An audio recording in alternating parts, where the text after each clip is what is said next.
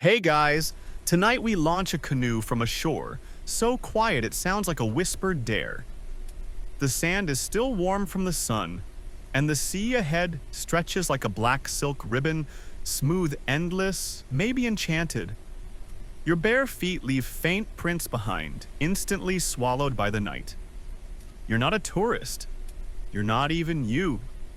You're someone else now, someone born to float over ink and find land without seeing it. You probably won't survive this unless you've recently developed the ability to read the ocean with your hips and decode the sky with your collarbones. So before you get comfortable, take a moment to like the video and subscribe, but only if you genuinely enjoy what I do here. And while you're here, drop your location and local time in the comments, because I'm dying to know who's drifting off to Polynesian sea navigation at 2:13 a.m. and who's pretending this counts as research. Now, dim the lights, maybe turn on a fan for that soft background hum, and let's ease into tonight's journey together. You nudge the canoe free from the shore.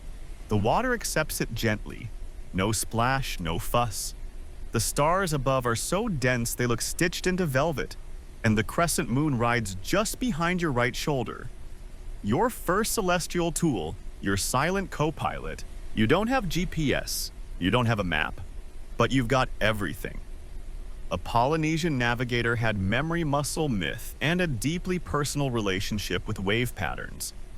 Your hands grip the side of the canoe, but not tightly. You're learning to feel the water through it.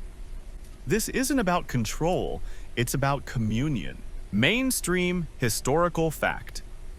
The Polynesians were among the greatest navigators in human history, capable of sailing across thousands of miles of open ocean without modern tools. They settled over 1,000 islands across the Pacific, from Hawaii to Easter Island to New Zealand. Quirky tidbit. The canoe's hulls were sometimes carved with talking knots, tiny indentations and tactile cues that told stories or encoded wayfinding knowledge, especially when passed down through families with very firm opinions about star positions. The canoe glides into deeper water. You lie back and let your legs spread out, toes grazing the surface. No engines, no sails, just you and a mind full of remembered stars. A few feet away, a flying fish breaks the water with a flutter that sounds like someone flicking a silk sheet. You turn your head. Not to follow it, but to see what direction it doesn't go, because fish know things. Or at least you pretend they do, which in this case works just as well. Historians still argue whether early Polynesian explorers relied more on migratory bird behavior or oceanic swell systems to guide their journeys. Some insist they followed known wind patterns. Others claim it was all deeply spiritual. Some think both sides are right or wrong, or just salty from too many academic conferences. You lie there letting the boat move you without needing to ask. Beneath you, the ocean is breathing. Not like waves, not like tides, but like something alive and amused. You squint at the sky, testing your memory. That cluster to the left is part of Orion, maybe. That bright star near the horizon. It should rise at about 83 degrees east this season. You remember what your grandfather's voice sounded like when he sang about it, and the way he whispered, "Don't chase a wave you didn't feel first." The night thickens. The stars dance slowly overhead. You're no longer paddling. You're listening. Not to sound, but to direction, to water tension, to the part of the canoe that always hums a little higher when you're off course. Somewhere behind you, the island you left is fading into mist. Somewhere ahead is an island no one's named yet. And between them, a stretch of ocean that's waiting to see if you're really paying attention. The horizon hasn't moved, but you have. The canoe rocks so gently you're not sure when the paddling stopped or if it ever started. You lean to one side, not to steer, but to feel the change.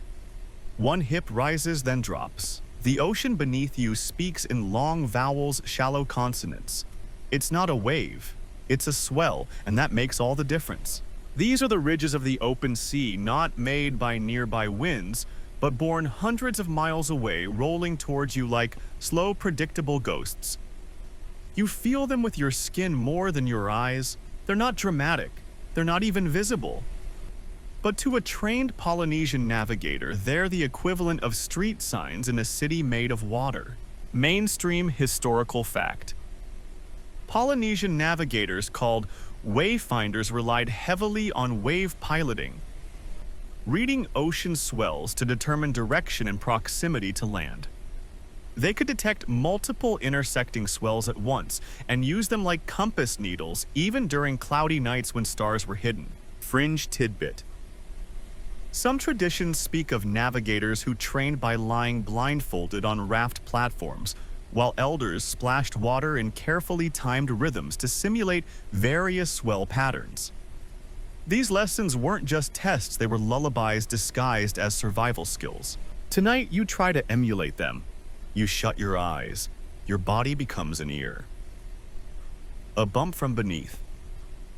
That's not an accident. It's the ghost of a northern swell pushing gently to remind you you're drifting off course by a fraction of a handspan. Historians still argue whether Polynesians learned these swell techniques through empirical trial and error over generations, or if there were specific schools of knowledge with mnemonic chants and rituals. Some say both. Others insist it was more poetic than practical because calling it wave whispering sells fewer textbooks. You reopen your eyes and scan the horizon. Still empty. Still beautiful, but you don't need to see land to know where it is. That ridge you just rode, it's been shaped by bouncing off something solid, something volcanic, something you'll reach in about 3 nights if the stars play nice and the wind doesn't sulk. You lean forward, hands trailing over the side. The water is warmer than expected, and that tells you something: 2 currents. You've passed into a warm stream that curves like a giant invisible ribbon toward the southeast. And just like your ancestors, you store that fact in the back of your mind like a breadcrumb in a forest that only exists when you're hungry. The canoe creaks faintly, not with strain but with memory. The wood was shaped to respond to these swells, to flex just enough to speak back. If it starts groaning louder or offbeat, you'll know you've entered foreign rhythms. For now, it's still humming in that low, familiar tone you can match with your breath. You glance up again. Clouds are forming over the western half of the sky, veiling some of your guides. But you're not worried. You've got backup reflection techniques. You look down into the water and sure enough you can still see faint glimmers mirrored in the gentle surface. Like constellations learn to do a headstand. There's even a faint line of ripples trailing from the bow. Not from movement, but from tiny wind shifts. You lean over and blow gently across the water. You're told that real navigators could sense wind direction from how their spit landed on the ocean. You try it. It lands on your knee. Oops. A gentle breeze nudges your cheek like a whispered opinion. You tilt your chin into it. If it stays steady, it'll be your companion through dawn. If it falters, you'll need to rethink your path. But for now, it's loyal. You name it something soft and slightly ridiculous, maybe Todd. You lie back once more. Let the boat do the math. You trust it. You trust the ancient geometry carved into its curves, and the dozens of hands that sanded it with shark skin humming songs that made the hull remember how to dream.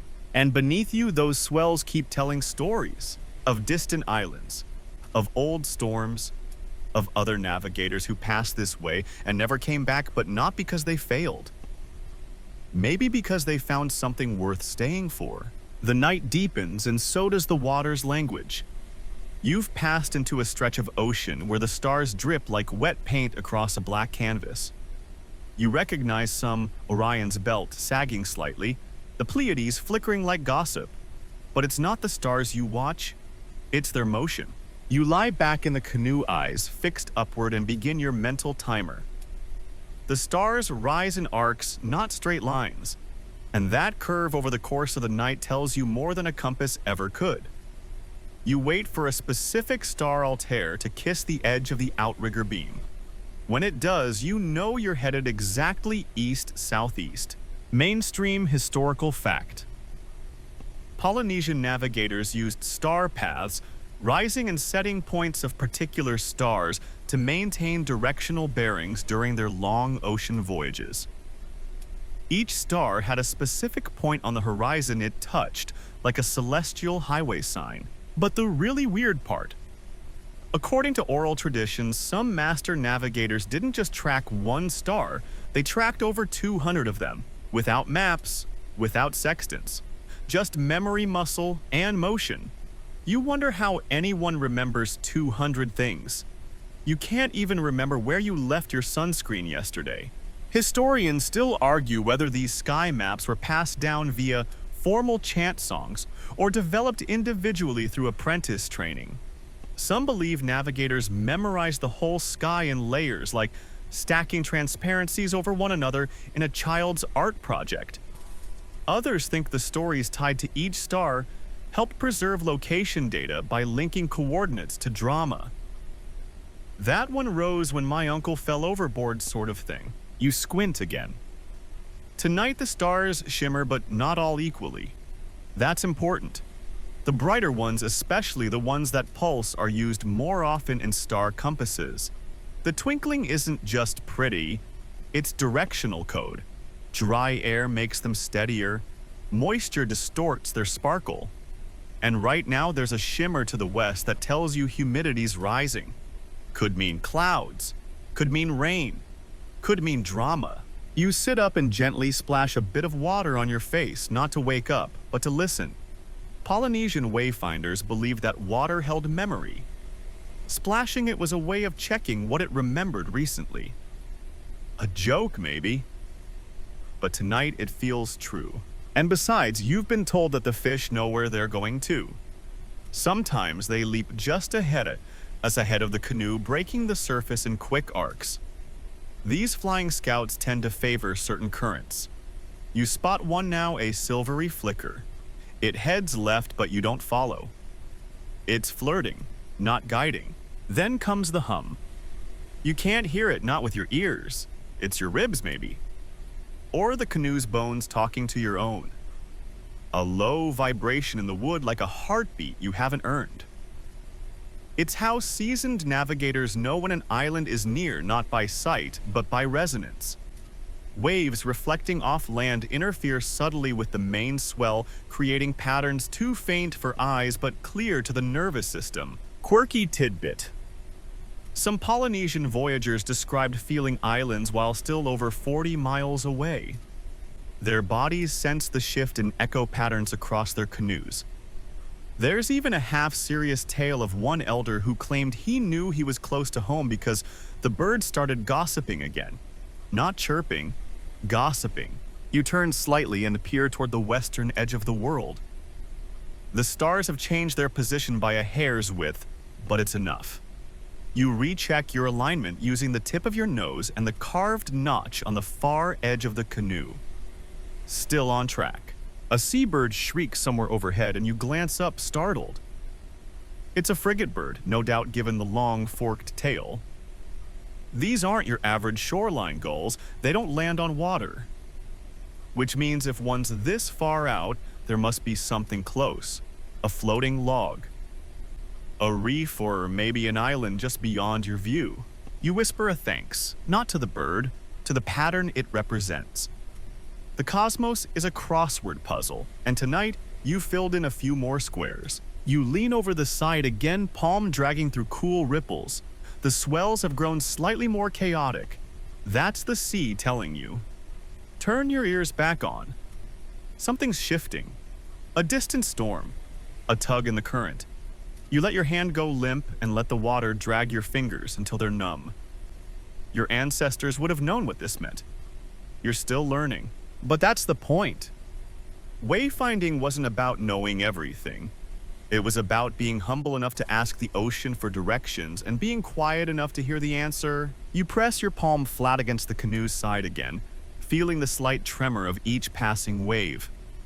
Not the big rolls you're used to those, but the thin, whispering ripples that sneak beneath the surface telling stories only the patient can hear. Polynesian wayfinders called these tilapa lightning paths.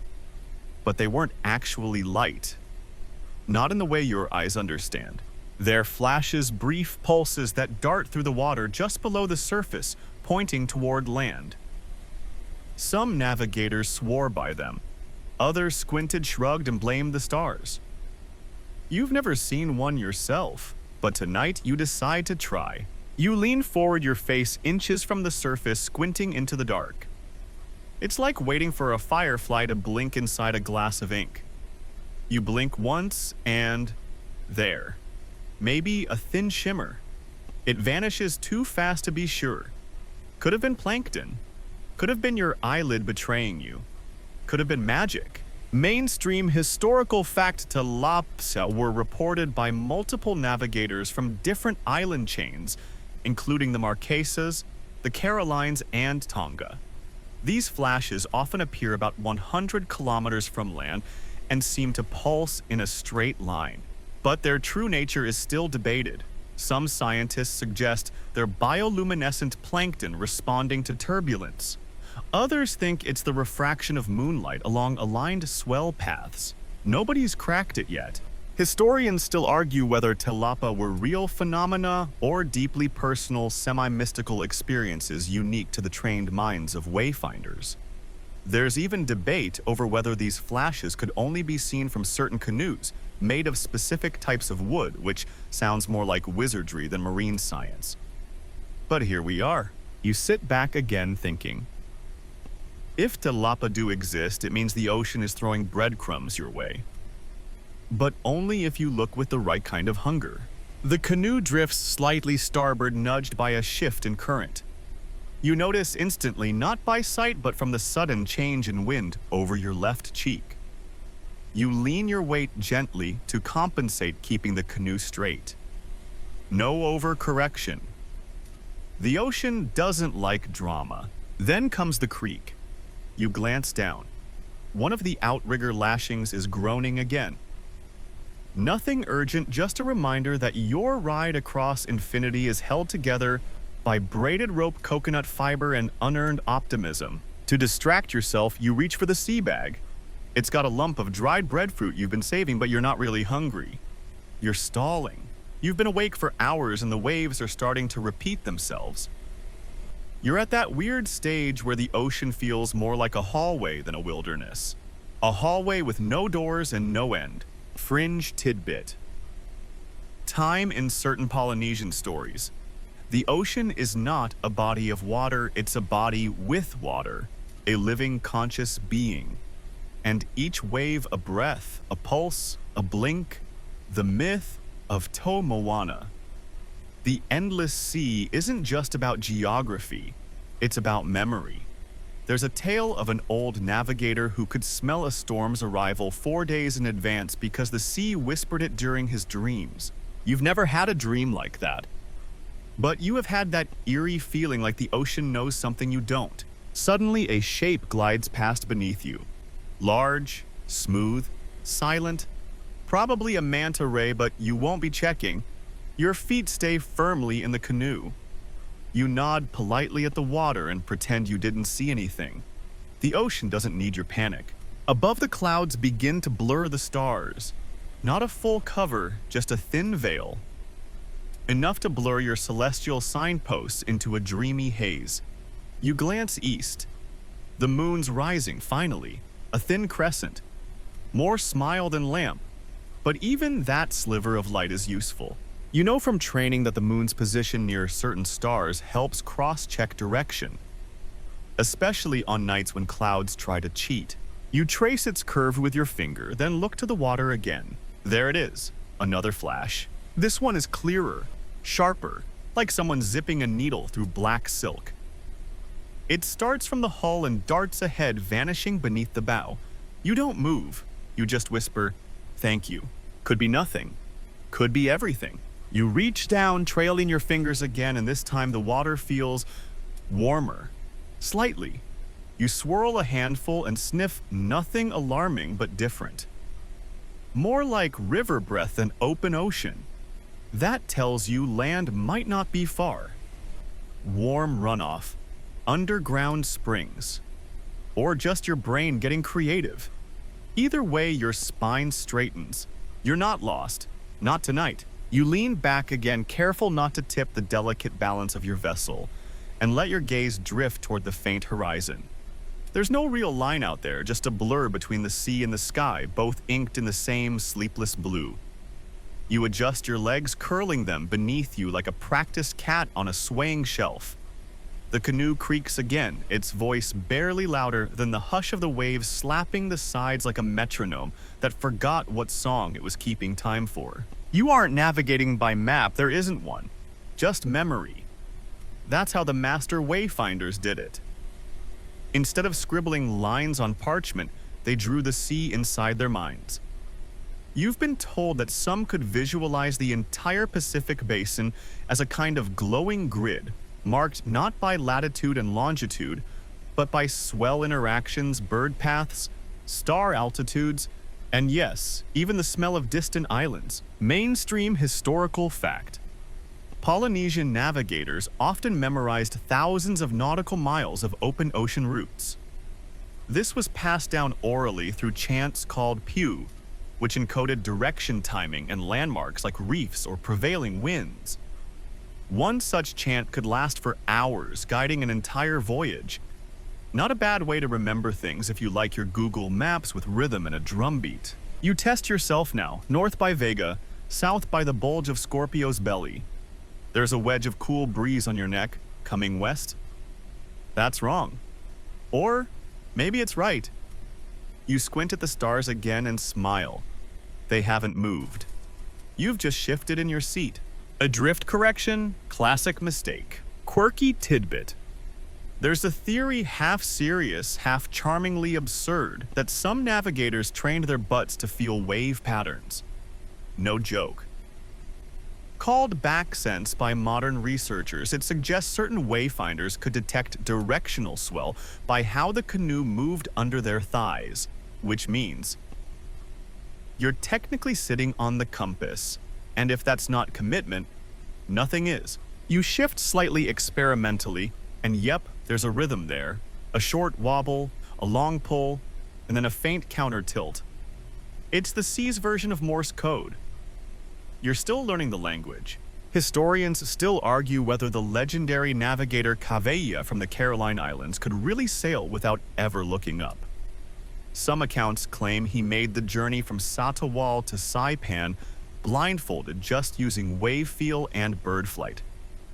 Others dismiss this as poetic exaggeration, a myth born from decades of repetition and wishful anthropology. But even skeptics admit those guys could read the ocean like you read a lunch menu. You decide to test your senses again. You close your eyes, nothing but sound and balance. There's a faint hiss to the south. Could be wind slipping through a reef you can't see yet. You lean slightly toward it, just to listen better. The canoe responds almost gratefully, like it's relieved you're finally doing it right. You picture the stars behind your eyelids. You've trained for this, remembering their positions, imagining their motion. It's like stargazing with your bones. You hum a chant under your breath, just fragments you've memorized. It's not the full version. You're still an apprentice, but even half-remembered lines seem to settle your nerves. You say the words not because you expect the ocean to answer, but because the act of speaking them reminds you that generations before you whispered the same syllables into this same wind. It's almost like your voice has company. A sudden splash to the left startles you, but you don't flinch. You just turn your head. Probably a flying fish, maybe a dolphin, probably not a sea god, unless sea gods snort while landing sideways. Still, you nod to the splash with reverence. You're a guest out here, not the host. The stars are shifting now, just a little. Time's moving. You try to guess the hour, maybe 4 till dawn. The horizon is beginning to soften. You're about to adjust the sail when something odd catches your eye. A line of birds.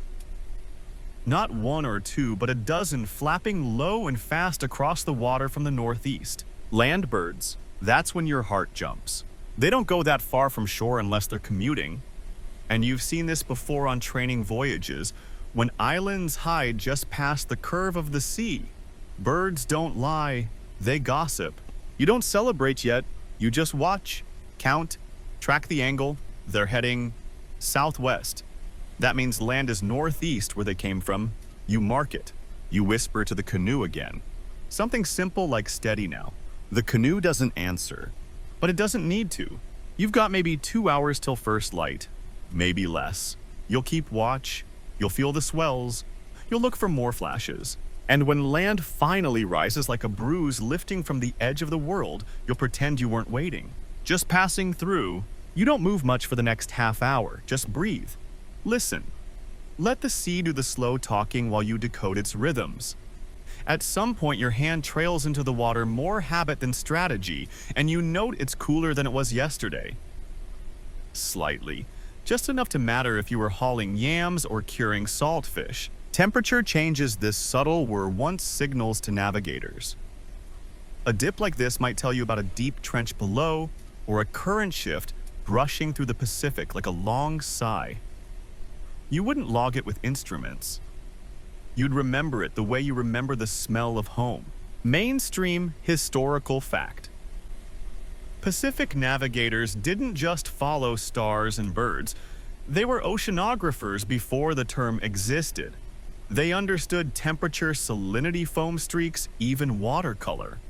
On long voyages, a Polynesian captain could dip a hand and tell if they were skimming over a reef shelf, a trench, or open blue void. European explorers in the 1700s were baffled by this, and many assumed it was magic. You know better. There's a drift of sea foam brushing the side of your canoe now. You lift your fingers and watch how it clings. Not oily, not heavy, could be wave churn, or maybe the tail edge of a nearby reef. You mark the thought and flick the foam away like lint off a sacred shirt. The wind picks up slightly, curling around your ears in little loops. You adjust your headcloth half for function, half for flair, because even here on the open sea, fashion counts. Fringe sailors say the gods favor the tidy. Or maybe it's just superstition. But you tuck the edge in anyway. Now comes the moment that makes most novices nervous, the guessing game of where you are. You're not lost, but you're not found either. You're in the in-between. And the in-between has rules. You close your eyes again and shift your weight just a touch. That's when you feel it. Two swells, intersecting. There's a dominant east-west swell, long and heavy like breath. But under it, there's a sharper, faster pulse from the north. It makes the canoe twitch. This is a cross-swell pattern. Quirky tidbit. In some parts of Micronesia, these overlapping swells were described with family metaphors. One swell is the father, slow, deep, predictable. The other is the younger brother, reckless, quick, always interrupting. The canoe rides both like a child listening to competing advice. The trick is to let the father lead, but let the brother warn you of danger. You do that now. Let the heavy swell guide your direction, but listen to the twitch. It's telling you something. You don't know what yet, but it's too rhythmic to ignore. Historians still argue whether early Polynesian navigators really mapped entire archipelagos purely by reading these intersecting wave patterns. Some say yes, pointing to training chants and oral records that describe these intersections as if they were coordinates. Others insist it's an exaggeration, that swell reading helped, but real direction came from stars and birds. But every canoe that arrived safely suggests something worked. You lean slightly forward, scanning the sea ahead. There's a tension in the air, a readiness. You felt it before on voyages that ended at just the right island, just the right time. Your hand drags lightly through the water again. Still cool, a little rougher now. You peer ahead, and that's when you see it. Not land, no, not yet, but bubbles. Long strings of them, rising in neat rows like pearls strung too tight. Fish trails. That means reef fish, and reef fish mean reef, and reef means something beneath you, something shallow, maybe even a lagoon edge, or a seamount pretending to be an island that never quite made it. You steer slightly left, just a touch. Let the canoe skate the edge. You remember a chant one of the old ones sung only by senior wayfinders during dangerous crossings. It compares reefs to dreaming teeth, beautiful, sharp, unforgiving. You hum it now, half singing under your breath. Maybe out of respect, maybe out of nerves. You're starting to see flashes now. Not lightning, light reflecting off the crests of tiny breakers, that ripple glint that only happens near reef edges. It looks like silver knives dancing, except gentler. You squint, try not to blink too long. There's something, far off, not a shape yet, just a darkness that interrupts the endless sea. Your heart taps faster, not racing, just tapping, like it knows something your eyes don't. You shift your weight, balance perfectly, and wait for the land to blink first. You blink again, slow and deliberate, as if trying to clear sea salt from your mind more than your eyes. That dark patch ahead is still there. Still shapeless. Still daring you to confirm it's real. You squint toward it, then let your gaze soften. Like the elders taught you, don't stare directly. Let the sea's rhythm help your eyes know what your brain doubts. The canoe leans slightly starboard. You know this lean. It's not from your body. It's from the water thickening under one side, the way it does when you're skirting the outer shelf of a reef. You dip a hand again and sweep slowly. Less resistance on the left, more pressure on the right. The ocean's whispering the topography below without showing a single rock. Mainstream historical fact.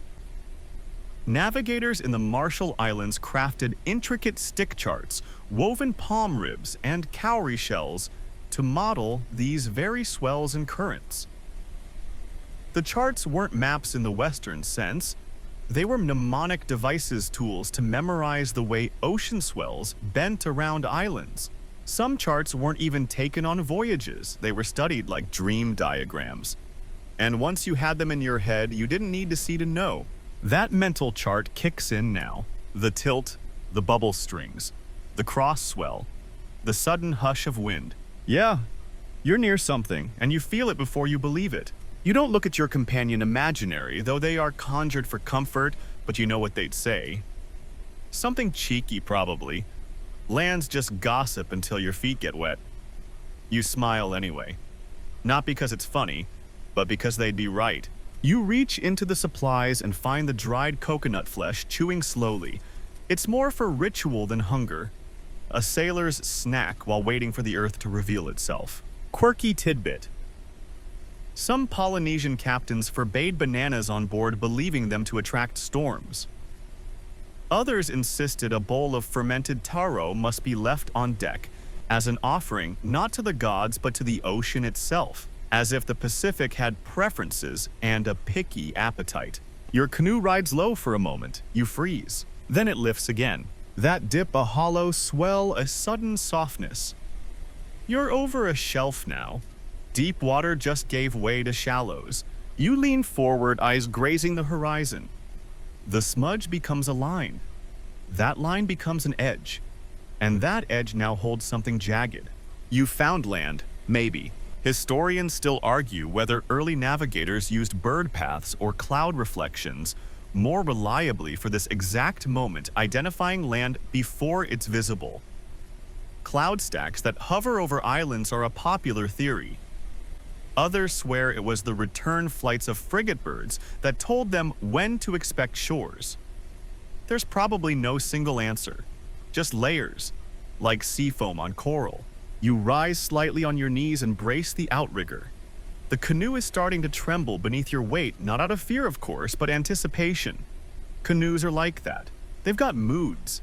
This one's ready to land. Ahead, the cloud does what it always does before the reveal.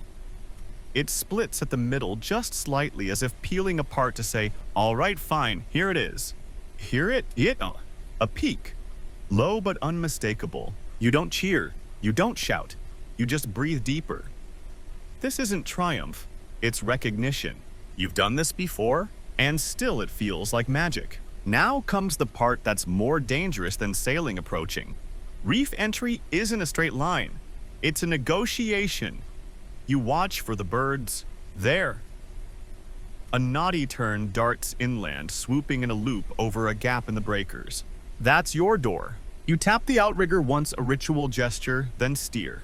You angle the canoe diagonally, letting the swell carry you sideways until the break opens. It's barely wide enough. The white water curls at both sides like warning fangs. You time it 3 swells, then cut in. The canoe skates through, quietly, smoothly, as if the sea approved your arrival. Inside, the water stills. You're in a lagoon now. The island is real. It smells like pandanus, like roasted fish, like home, or someone else's home anyway. You don't see people yet, but that doesn't mean they're not watching. Your canoe crunches softly into the sand. You sit for a while longer. Not because you're tired, but because land feels foreign now. Even as it rises under your feet, you feel more at home on water. You reach down and scoop a handful of sand. It's coarse, shell-heavy, but dry. You've made it, not by compass, not by map, but by trust. Trust in ripples, wind, foam, tilt, chance shadows, and the occasional grumpy seabird. You step onto the island and whisper thanks. The ocean doesn't answer, but it doesn't argue either. You leave the canoe where it rests, half on sand, half in the shallows, as if it too needs to stretch its hull after that long watery vigil. Your feet sink slightly into the beach, gritty and warm, each step hissing with a soft spray of powdered coral. The air here is richer, lush, thick with bird chatter, and the distant rustle of palm fronds dancing in gusts you didn't feel while afloat. You climb a low rise, careful not to disturb any roots. These paths may look deserted, but they are always watched. If not by humans, then by something that remembers them. You pass twisted pandanus trunks and narrow drifts of coconuts, still green and bearded. Then faintly the sound of a bamboo flute. Just 2 notes. Then silence. Mainstream historical fact. Many Polynesian islands, particularly those in the Tuamotus and Marquesas, used flutes and conch shell calls to signal between settlements, some say even between islanders and boats offshore. Not for music, for communication. A sonic semaphore. The forest here parts naturally not from your passage, but as if it knew you'd come. In the clearing, you see it a ring of stones, not carved, just placed worn smooth by generations of feet or waves, or both. You kneel, touch the middle stone. There's something warm about it despite the shade. As if someone else touched it not long ago. Or maybe it's always like this. An offering spot for thoughts you don't quite know how to say aloud. You speak anyway, not words, just breath. The kind you let go when you've carried something too long. Then a rustle. A child perhaps 8 years old steps into the clearing from the other side holding a woven mat. She doesn't look surprised to see you, just curious. She tilts her head, eyebrows lifted in that classic Polynesian way that says, "And what wave carried you here, stranger?" You smile, nod once. She places the mat down carefully in front of you, then vanishes, like fog burned off by sun. Quirky tidbit. Some islands believed in aumakua, personal guardian spirits, that could take the form of an animal like an eel, a shark, or even a breeze. In some stories, they tested strangers who stepped onto foreign beaches by appearing first as a child. Other times, they were said to braid shells into your hair while you slept. You sit on the mat trying not to disturb the pattern. It's woven from how bark, soft and flexible, yet strong enough to last seasons. The knots are unusually tight, a detail you wouldn't have noticed before your journey. The mat faces east, toward the sea, toward memory. You close your eyes. In your mind, the ocean is still rolling. Not violently, just rhythmically, like a lullaby with waves. Historians still argue whether the early Polynesians used these arrival rituals for navigation or spiritual rebalancing. Some argue that ceremonies like mat placement and silent offerings helped recalibrate the traveler's inner compass after long voyages. Others think it was purely symbolic, a way of being humbled before entering new land. In either case, it worked. You feel lighter, you rise again, move deeper inland toward the scent of fermented taro and the faint laughter of women weaving in a nearby fail. The air hums with stories, not all of them for you, but a few maybe. You pass a fire pit ringed with lava rock. Above it, bundles of bananas hang upside down, ripening in shade. Two pigs snort lazily beneath a breadfruit tree, unconcerned with your passing. You feel watched again, but not judged. Measured, maybe. That's the way it is with land that's been cared for.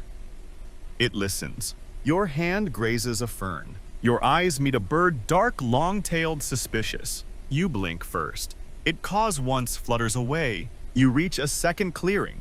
This one filled with rows of black volcanic stones set low in the ground, canoe-shaped and partially buried. These aren't graves. They're memory markers for voyages taken, for those who returned and those who didn't. You kneel again. This time the stone is cool, and that feels right. Because this part isn't about heat or survival. It's about rest, about anchoring your soul just for a moment in the shape of something that remembers more than you do. You lean back slightly. A palm leaf flutters down beside you. No one is near, but something always is. The breeze changes, not abruptly, just a slight shift like a sleeping dog rolling over. You lift your face and feel the new current coming from the south. It smells of salt, crusted mangroves, warm plankton, and the whisper of something old. You rise and follow it, retracing steps through a jungle that rearranges itself when no one's looking. That's the thing about islands, they remember paths by mood, not geometry. You pass beneath banyan roots thick as thighs and draped like curtains, a reminder that nature here prefers privacy. The forest murmurs around you, a symphony of leaf rustle, lizard scurry, and the occasional soft thunk of something ripe falling from above. Soon the trees thin. Ahead lies a ridge, a coral stone rise that overlooks a cove. At its edge, crouching like a gossiping ant, sits a a canoe house. Its beams are lashed with sennit cord darkened by salt and story. You duck inside. Your eyes adjust to the shade. There, under layers of woven palm and pandanus, lies the frame of a voyaging canoe. Not a model, not a replica, but an actual atele, or double-hulled craft, weathered but proud. Mainstream historical fact. Polynesian voyaging canoes could reach lengths of 30 meters or more, and were lashed together with no nails, just cordwood and engineering so advanced that NASA once studied it. These vessels crossed entire oceans centuries before Europeans gave the Pacific a second thought. You step closer. The hulls are shaped from breadfruit trunks hollowed and burned, ribs reinforced with ribs. The lashings still hold. You reach out and run a finger across one beam. It's smooth but firm, like old skin that remembers sunburn. A faint clinking sound draws your eye. Hanging from a rafter is a bundle of shell charms. They tinkle gently in the breeze, each one carved with a swirl or notch. Quirky tidbit. Some navigators used shell charms not just as jewelry, but as mnemonic devices, each one reminding them of a star path, a current shift, or a bird migration pattern. One charm might represent the time a white tern flew due east for 3 days. Another might mark the night a sea swell turned against the moon. You sit beneath the rafters, breathing in the scent of old salt and dried sap. The light slants through gaps in the thatch, casting patterns across the floor like ripples over sand. For a while, nothing happens. Just silence. Just breath. And then you hear footsteps, bare feet against wooden planks. Slow, measured, like someone used to pacing storms. An old man appears at the far end of the canoe house, skin like aged leather hair coiled in a tight knot, eyes that twinkle the way stars do just before sunrise. He doesn't speak. He just looks at you, then points to the charms. You nod, because of course he knows. This isn't his first visitor. He sits beside you cross-legged and begins to hum a low tone, barely louder than the sea. Then he begins to tap the charms, one by one, each producing a different note. You realize he's playing the map. Historians still argue whether such charm songs were real or merely poetic. Invention: oral navigational sequences encoded into melody and rhythm. Some say the chants were passed from grandfather to grandson. Others believe they were jealously guarded and erased upon death. Either way, you're hearing something sacred. Not just sound, but memory. You close your eyes and let it wash over you. Stars above, currents below, wind at your back. Fear in your gut, hope in your hands. He stops humming. You open your eyes and he's gone. No footprints, no goodbye. Only the charm still swaying. You stand again and look out toward the sea. The tide's coming in. You can feel it in your ankles even before the waves touch them. Time to move again. Back through the jungle, which feels a little less dense now. As if it respects what you've seen, you reach the beach and pause. This part's always tricky, because it's easy to leave ashore, but hard to leave a lesson. You stare at the horizon. It doesn't blink, but maybe it winks. You smile. You walk along the waterline, your toes half buried in wet sand, the kind that gives a soft sigh with every step you take, like it's reluctantly letting go. The wind is stronger now, teasing your sleeves, nudging your thoughts toward the open ocean again. You can't help but glance back at the canoe house. Just to be sure it's still there. It is. But the old man long gone. You squint toward the surf. A few outrigger canoes bob in the shallows, tethered with ropes woven from coconut fiber.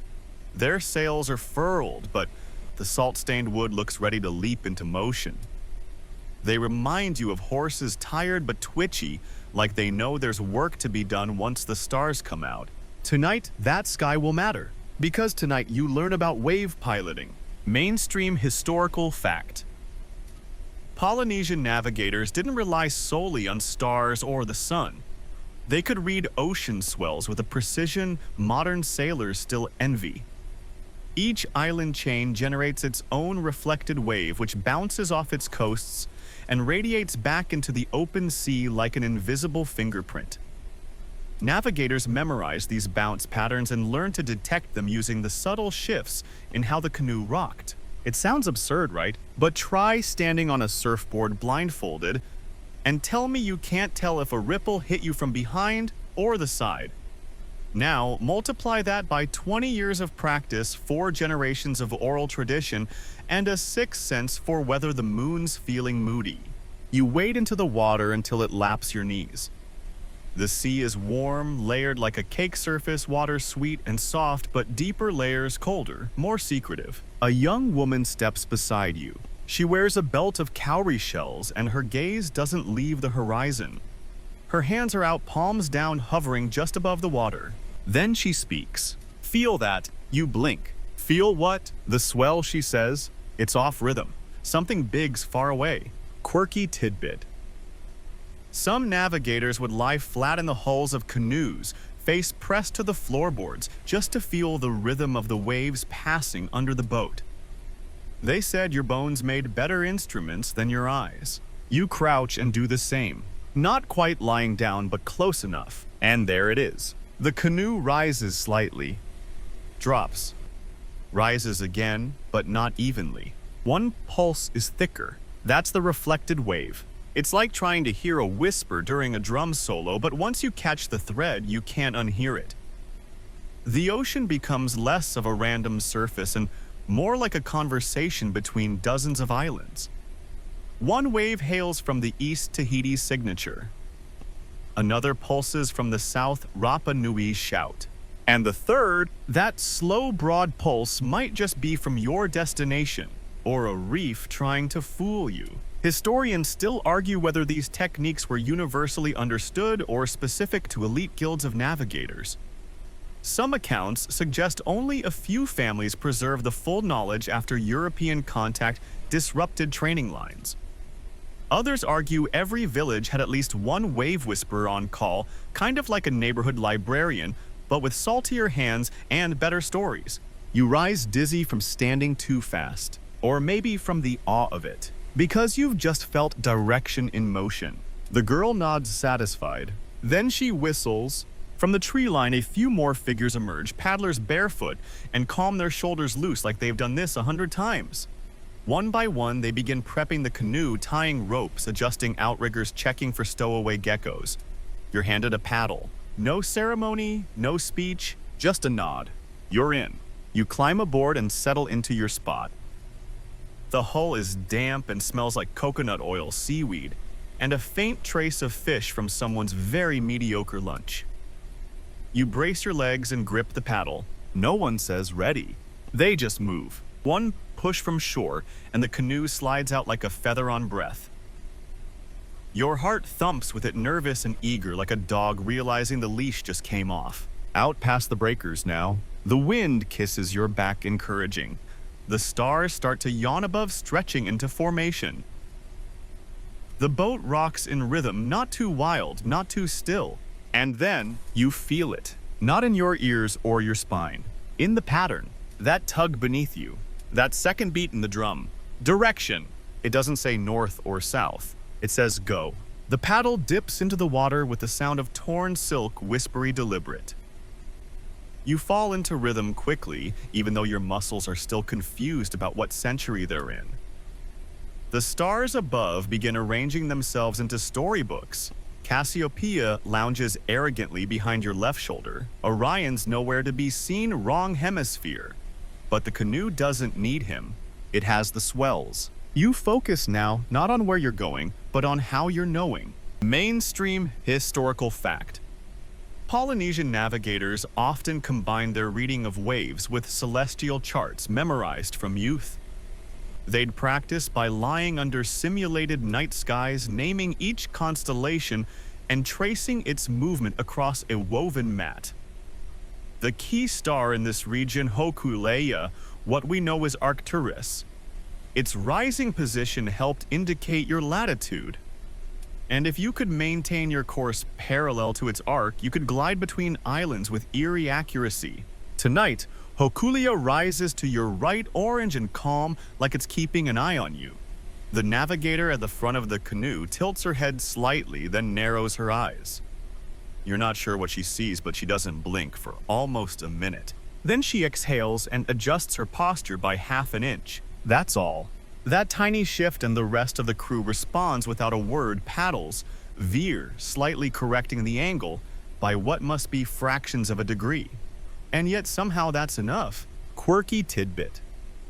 Some Polynesian captains trained with bowls of water balanced on their heads.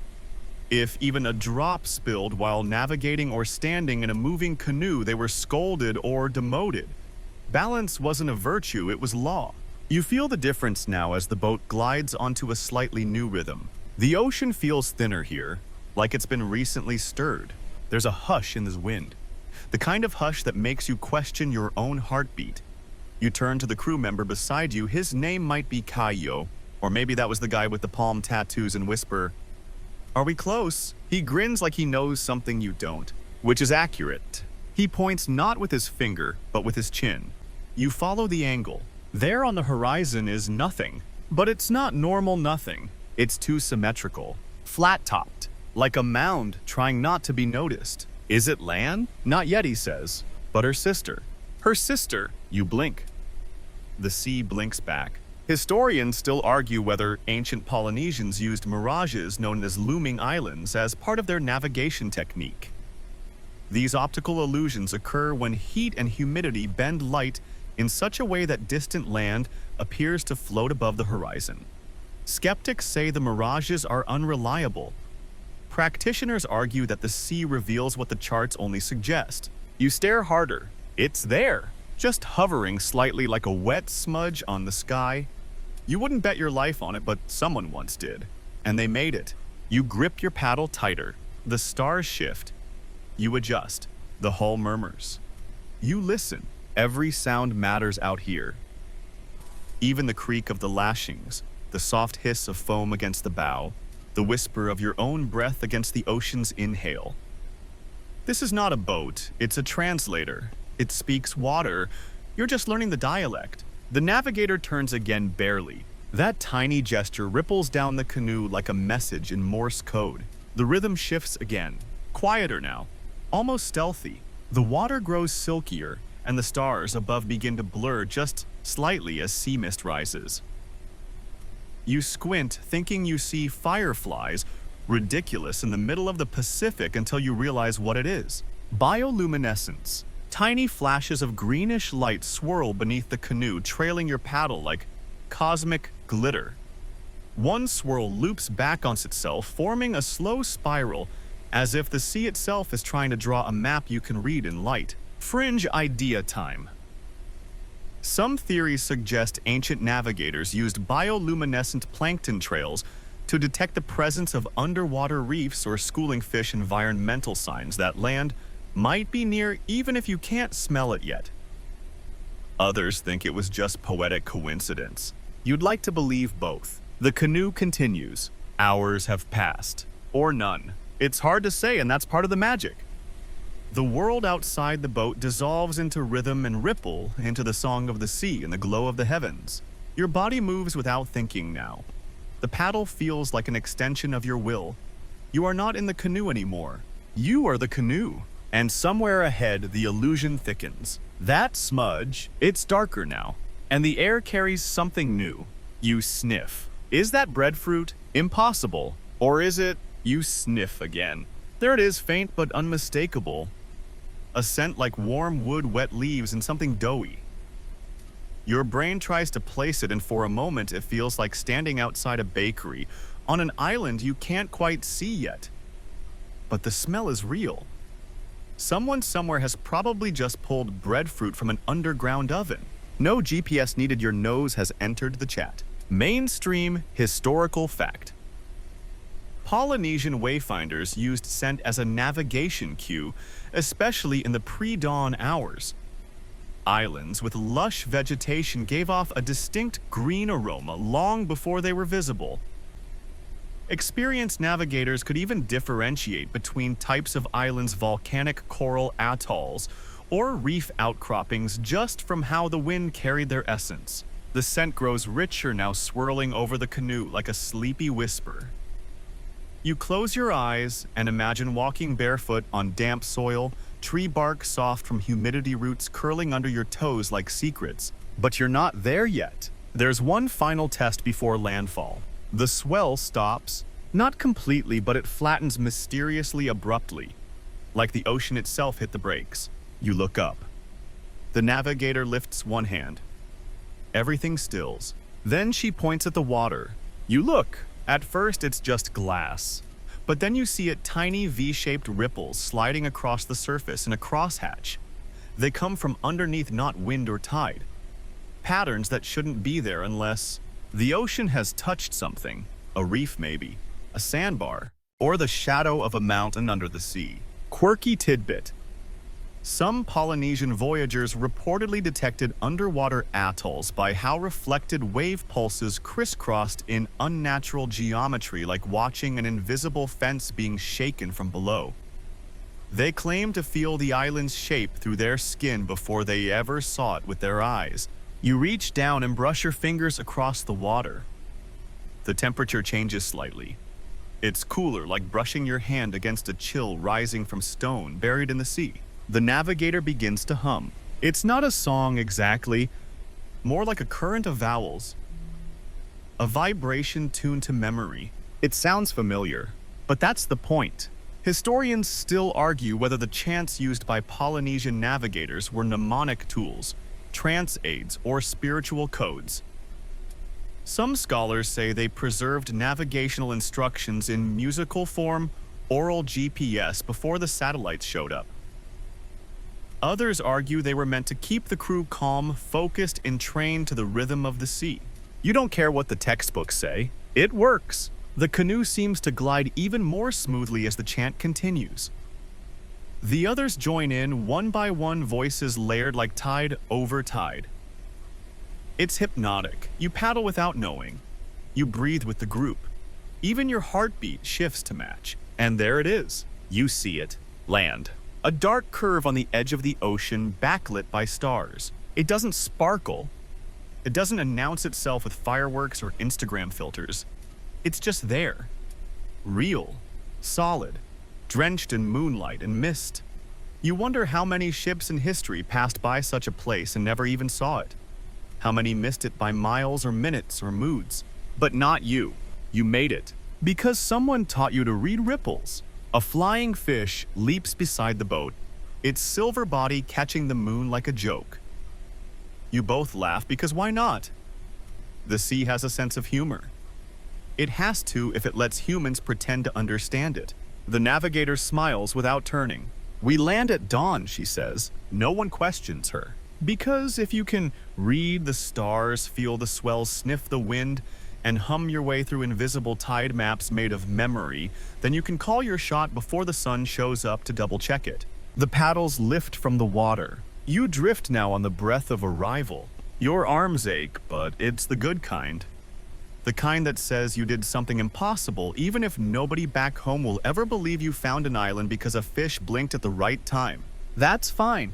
You'll believe it. You stare out across the waves toward the looming silhouette of land and wonder who lives there. Are they watching you now? Did they smell your campfire before you lit it? Do they read the waves from the other side? The canoe rocks gently, almost cradling you now.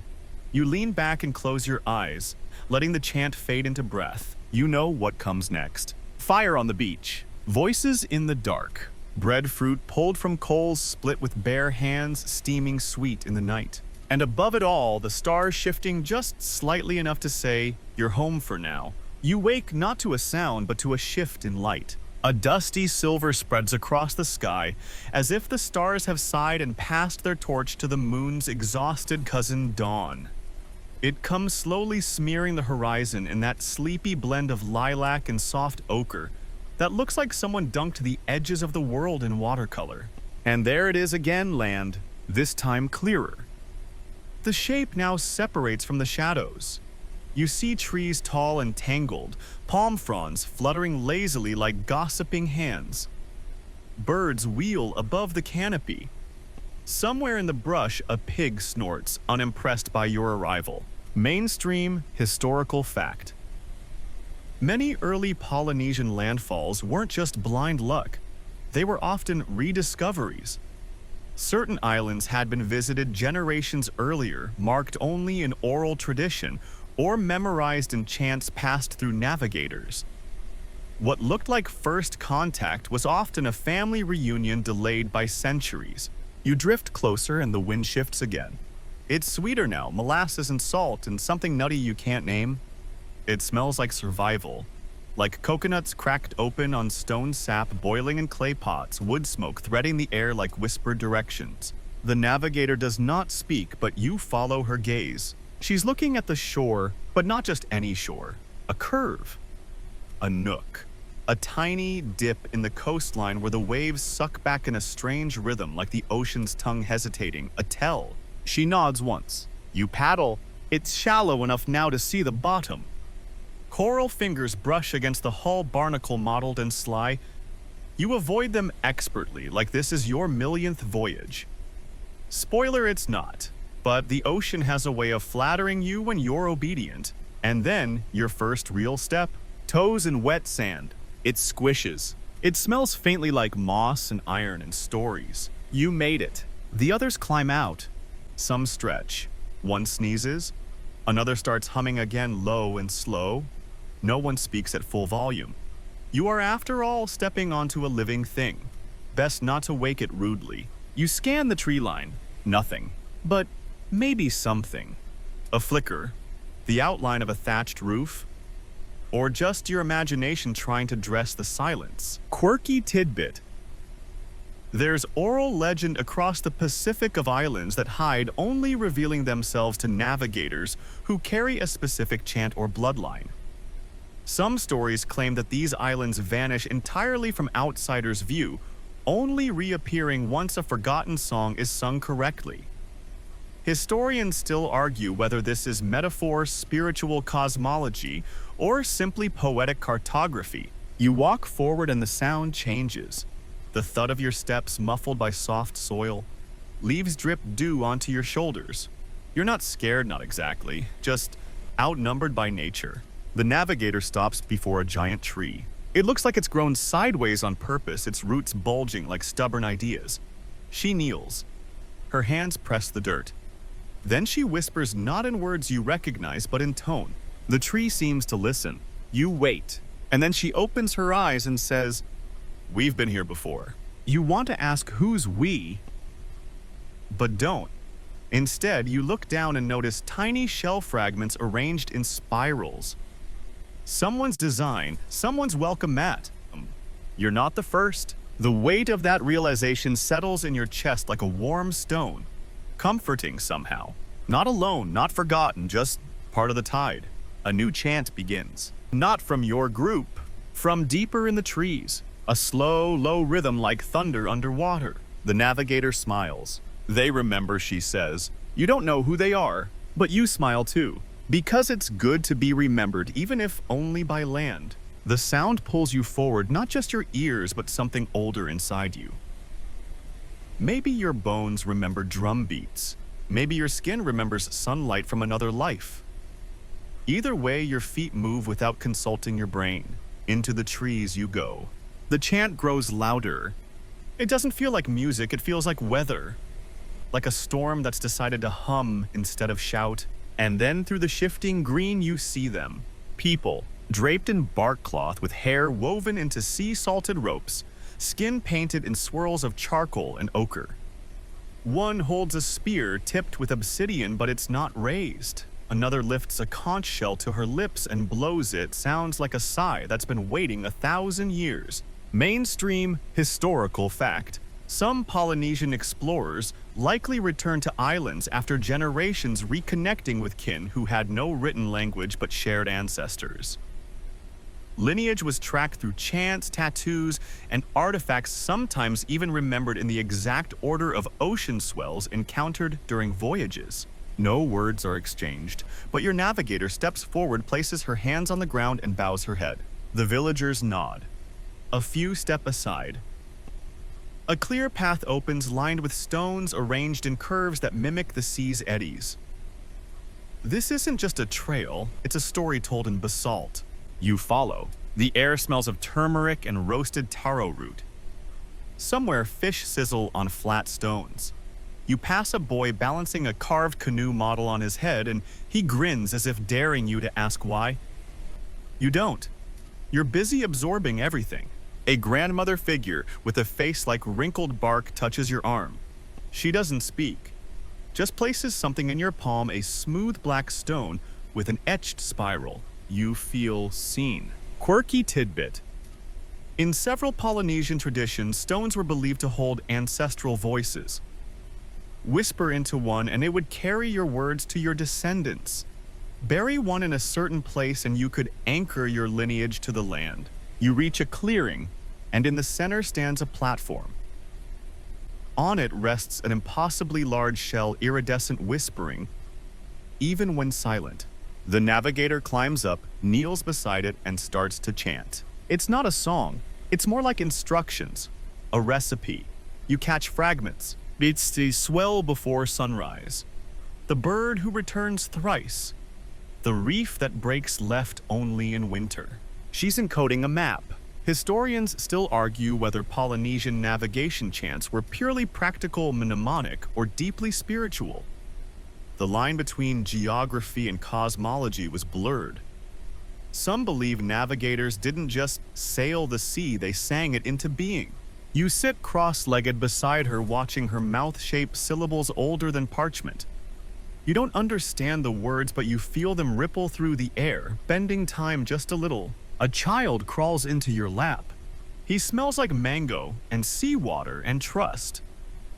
He shows you a carved tablet covered in notches and lines. When he taps it with a shell, it resonates a hollow tonk that seems to echo far too long.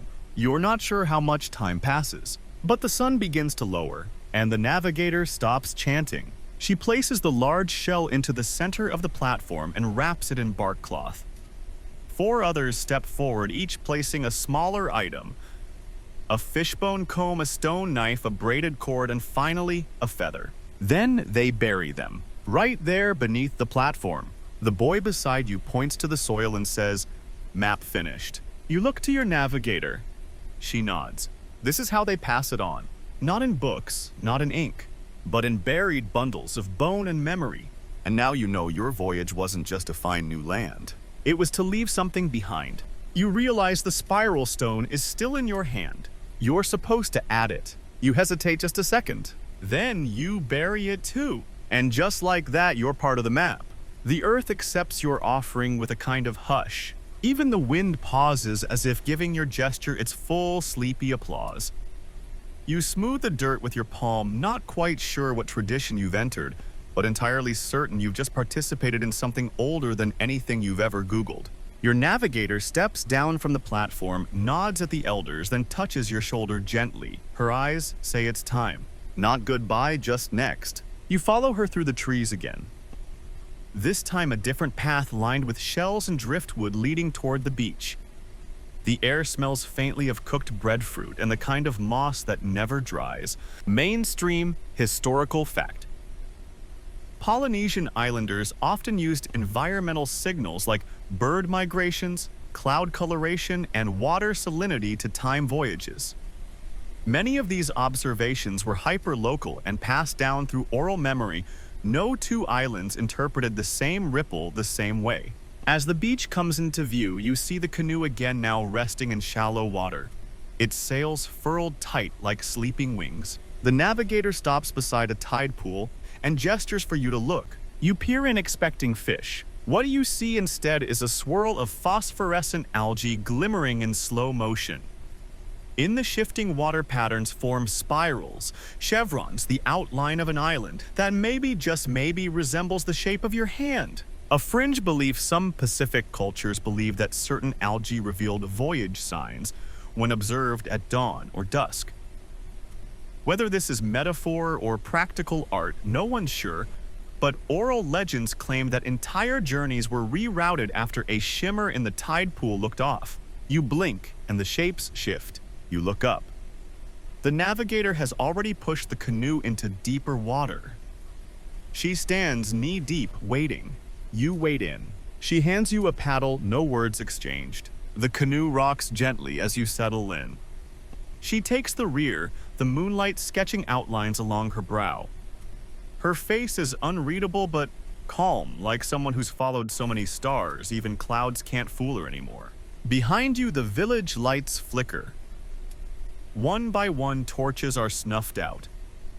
Not abruptly, just as if their watchers had blinked slowly and forgotten to open their eyes again. Historians still argue whether Polynesian settlement patterns were guided more by necessity or ritual.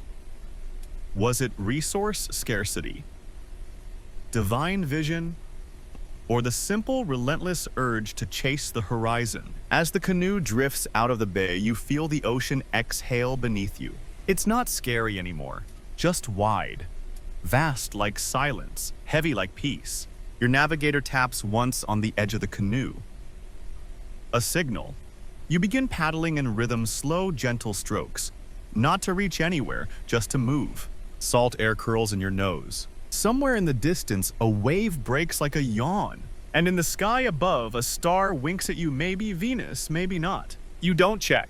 You just trust. The canoe glides silently, now sails catching a soft, invisible breath. The ocean no longer feels like a frontier. It feels like a bed made just for you, swaying slowly, tenderly. The stars above seem less like distant objects and more like quiet companions. They aren't pointing anywhere tonight. They're just keeping watch.